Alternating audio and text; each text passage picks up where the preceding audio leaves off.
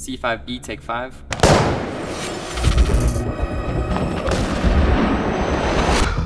In this video, I'm going to break down some of my favorite scenes and share some powerful principles you can apply in your own films. Frame.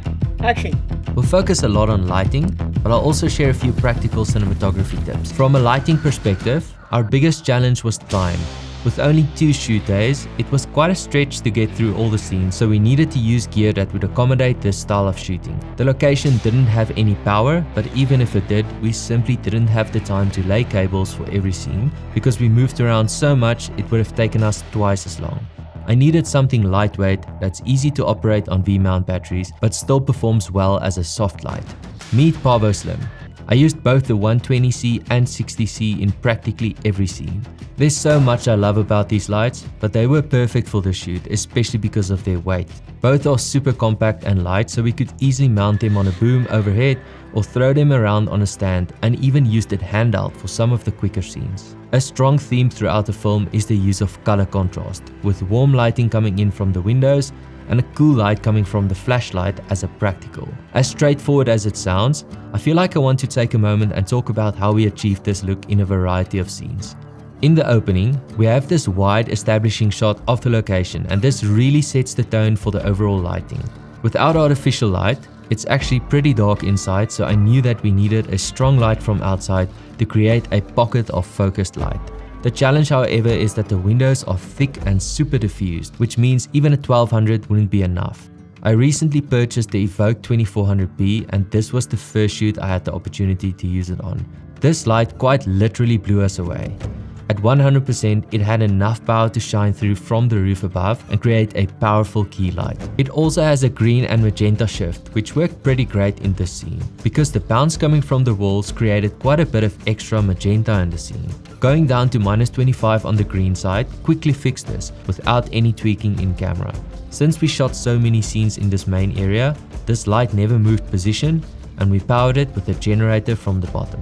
I decided to complement the warmer walls by going warmer on the Evoke at 2700 Kelvin. This emulates the idea of warmer sunlight coming in, and the cooler natural daylight behind just created some separation on the actor.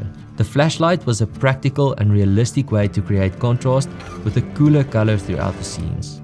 From the moment it switched on, it immediately makes the scenes feel dynamic. The Pavoslims are incredible to work with because it's so easy to move around and adjust, and they also work seamlessly on the new version 2.0 NanLink app. The updated app opens up new opportunities with the ability to plot out your scenes graphically, so the gaffer can easily make adjustments when instructed without guessing which light is where.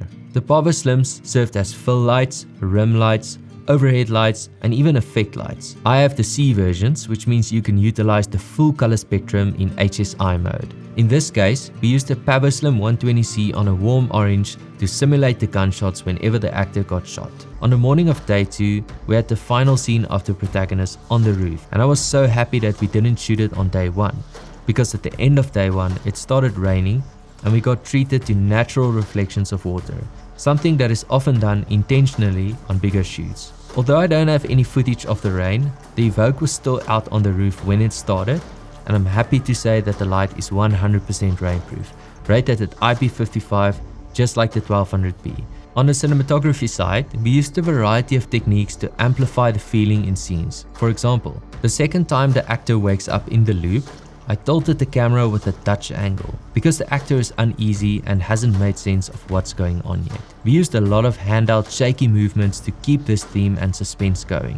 Closer to the end, as the protagonist starts to memorize the experiences, he gets more confident, and here we used the gimbal shot to communicate this confidence. These decisions were intentional, and although some are more subtle than others, it all contributes to the final experience. The scene just before the protagonist escapes was a complete night for day.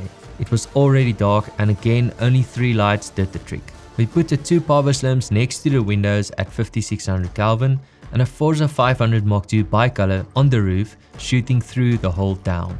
There was a lot of dust in the room, so we didn't even bother with the projector or Fresnel. Simply blasting through the hole did the job. We shot it from both angles, and I still can't decide which one I like the most. To make a project like this work requires a special kind of crew. From sound to sharps, styling and BTS. The energy on set was simply amazing, and I'm super grateful for the opportunity to partner with such a variety of talents.